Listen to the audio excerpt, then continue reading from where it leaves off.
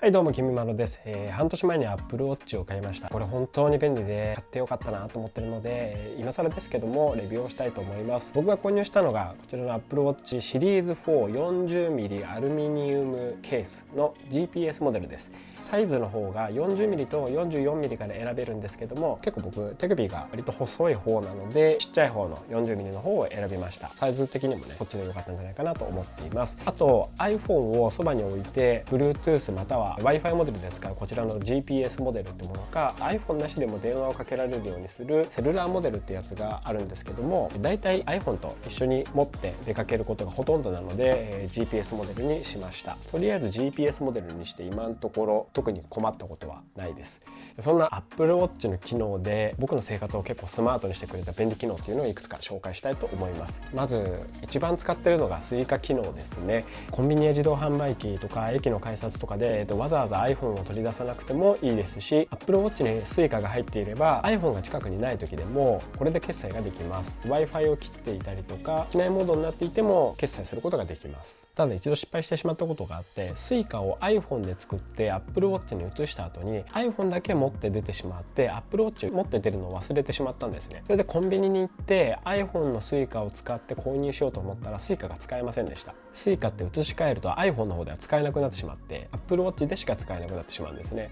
iPhone と Apple Watch の両方に残っているのかと思ったら Apple Watch にしか入ってなかったので、 iPhone だけ持っていた僕は、その場で決済できないで、その時は現金も持っていなかったので泣く泣く手に持っていたパイの実を棚に戻して帰りました。移し替えたら必ず移し替えた側の端末の方を持っていく必要があると。ただ後から調べたら Suica を iPhone 用と Apple Watch 用両方に2枚作るってことができるらしくて、2枚カードを作れば iPhone にも Apple Watch にも Suica カードを入れることができるらしいです。これはちょっと別の動画でも紹介していますのでよかったらご覧ください。あと僕が Apple Watch を使っていて便利だと思うのはやっぱり通知機能ですよね。電話とか LINE 着信っていうのはもちろんなんですけども、カレンダーの予定を追加しておいたりリマインダーに予定を追加していると予定を通知してくれるので助かります。あと仕事とか PC に向かって黙々と作業をしていると時間を経つのを忘れてしまって何時間も座りっぱなしになってしまうとかって結構あるんですけども、Apple Watch をつけていると50分座り続けていると Apple Watch のスタンド機能というのが、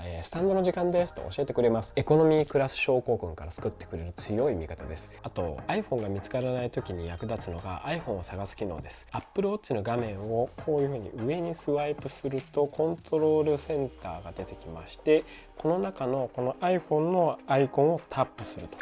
そうすると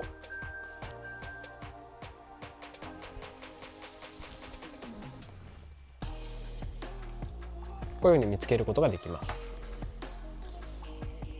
あと MacBook を使う時に便利なのが MacBook のロック解除機能ですね。 Apple Watch と MacBook に同じ iCloud アカウントでログインして設定をするとパスコードロックをかけた MacBook でも MacBook を開くだけで Apple Watch が自動的に MacBook のロックを解除してくれます。パスコードの入力の手間が省けます。はい、そういうわけで Apple Watch の便利機能を紹介しました。Apple Watch を使い始めてから生活にいろんなシーンが本当にストレスフリーになっていきました。他にもいろんな使い方ができると思いますので、皆さんももしおすすめの使い方便利な機能とかありましたら教えてください。ご視聴いただきありがとうございました。また次の動画でお会いしましょう。バイバーイ。